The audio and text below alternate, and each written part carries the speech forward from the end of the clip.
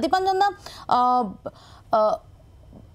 এরকম একটা সেন্সেশন হয়েছে যেটা গতকাল রাতে তৃণমূলের দলীয় সূত্রে বলা হয়েছে, যেটা গতকাল আমরা দেখেছি এসএসকেএমের সুপার তিনি ব্যাখ্যা দিয়েছেন। আজকে ডক্টর মণিময় বন্দ্যোপাধ্যায় ডিরেক্টর তিনিও ব্যাখ্যা দিলেন। তিনি বললেন তার প্রথম যে বক্তব্য সেটাকে মিস ইন্টারপ্রিট করা হয়েছে। এরপরও যে প্রশ্নগুলো তোলা হচ্ছে, আপনার কি মনে হয় যে প্রশ্নগুলোর কতটা সারবত্তা রয়েছে? প্রথমেই আমি ওই বিখ্যাত হ্যামলেটের কোট দিয়ে শুরু করি।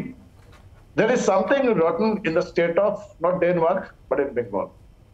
আমি দুর্গন্ধ পাচ্ছি এবং দুর্গন্ধের চারটে আমি মিসিং লিঙ্ক বলছি এবং আমি পিওরলি এনএসজি অভিজ্ঞতা দিয়ে বলছি। এবং তুমি জানো আমি প্রায় দীর্ঘ 10 বছর ভারতবর্ষের 4 জন হোম মিনিস্টারের এসএল ও সিকিউরিটি লিয়াজ অফিসার ছিলাম। এসবি চৌহান, রাজেশ পালাট, ইন্দ্রজিৎ বাবু এবং এলকেআর।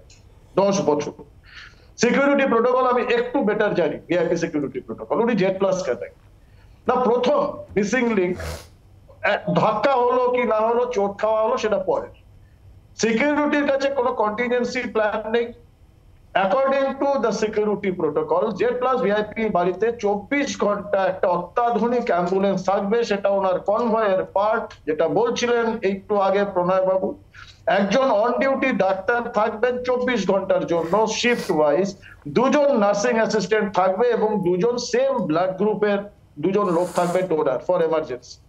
এই 5 জন কোথায় ছিল, অ্যাম্বুলেন্স কোথায় ছিল? এটা একটা মিসিং লিঙ্ক নাম্বার 1।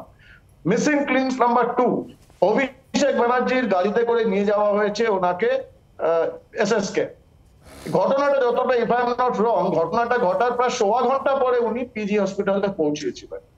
তো যদি তুমি টাইম লাইন দেখো, কালীঘাট থেকে এসএসকে যেতে খুব বেশি হলে 20 মিনিট এবং যতদূর জানি অভিষেক ব্যানার্জির গাড়ির সঙ্গে অন্তত 10-12টা পুলিশের এক্সপার্ট পাইলট সব চলে।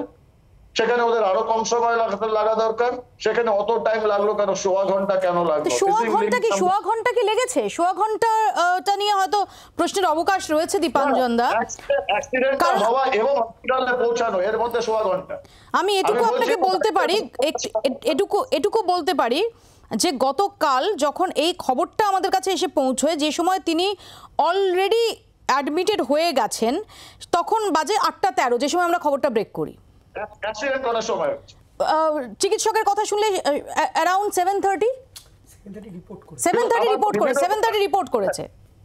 না, এবার কথা হচ্ছে সেই সময় অ্যাক্সিডেন্টের পরে অ্যাম্বুলেন্স ছিল না। নাও যে কথাটা প্রণয় বাবু বলছেন যে এইরকম যখন একটা ফল হয় যেখানে ওনার ফোরহেডে ইনজুরি হয়েছে, সেখানে কিন্তু একটা খুব সেরিব্রাল কনকাশন, ডাক্তারবাবু রয়েছেন আমার থেকে ভালো বলবেন, সেরিব্রাল কনকাশন হওয়ার একটা চান্সেস থাকে। ওনার বয়স সে কথা মেনশনও করেছেন ওই medical বুলেটিনেই, doctor Manimoy Bandyopadhyay cerebral কনকাশনের কথা মেনশনও করেছেন। সেখানে ব্লিডিং হচ্ছে, ওপেন ইনজুরি, ওনাকে গাড়িতে বসিয়ে কেন নিয়ে যাওয়া হলো? কারণ গাড়িতে বসে থাকলে ব্লিডিংটা আরো কন্টিনিউ হবে। কেন একটা হসপিটাল একটা অ্যাম্বুলেন্স আসেনি? অ্যাম্বুলেন্স তো ওনার জন্য থাকা দরকার।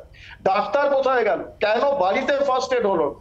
কেন হসপিটালে নিয়ে যাওয়ার পরে এতক্ষণ ব্লিডিং হচ্ছে এবং ছবি তোলা হলো আগে? এটা হচ্ছে মিসিং লিঙ্ক নাম্বার 3। না, কালকে আমি যখন doctor Manimoy Bandyopadhyay statement issue করছিলেন, আমি একটি চ্যানেলে বলেছিলাম, গ্যারান্টি দিয়েছে 10 থেকে 12 ঘন্টার মধ্যে এই স্টেটমেন্ট বদলে। এবং কি বলা হয়েছিল, কি স্টেটমেন্ট বলতে সেটাও বলা হয়েছে। না, কাজরি বন্দ্যোপাধ্যায় দেখেছিলেন কি স্টেটমেন্ট দিয়েছেন এবং ওনার ফিজিক্যাল পোস্টার, উনি হাত তুলে দেখিয়েছেন ধাক্কা কি ধাক্কা না সেটা তদন্তে হওয়া উচিত। সুস্থতা কামনার সঙ্গে সঙ্গে আমি বলবো সবার আগে ওনাকে এনএসজি কভার দেওয়া উচিত সেন্ট্রাল গভর্নমেন্টের, কারণ ওনার একটা হিস্ট্রি রয়েছে অ্যাক্সিডেন্টের। ভবিষ্যতে এই লোকসভা ইলেকশন আসছে, সংবেদনশীল, এই অ্যাক্সিডেন্ট এবং এই সমস্ত চর্চা বিতর্ক এগুলোকে অ্যাভয়েড করা উচিত। ভুললে চলবে না, উনি পশ্চিমবঙ্গের মুখ্যমন্ত্রী এবং এটার একটা অত্যন্ত নিউট্রাল ইন্ডিপেন্ডেন্ট তদন্ত কমিশন বসানো উচিত under acting justice from high court. আমি সিবিআই তদন্ত এক্ষুনি না হলেও চলবে, কিন্তু জাস্টিসকে দিয়ে করাবে। কলকাতার পুলিশের একটার পর একটা গাফিলতি, তারপর তারা তদন্ত করবে নিজেদের গাফিলতিতে, তাতে সত্য উদ্ঘাটিত হবে, আমি বিশ্বাস করতে রাজি। বাংলার আওয়াজ, বাঙালির আবেগ, জি 24 ঘন্টা।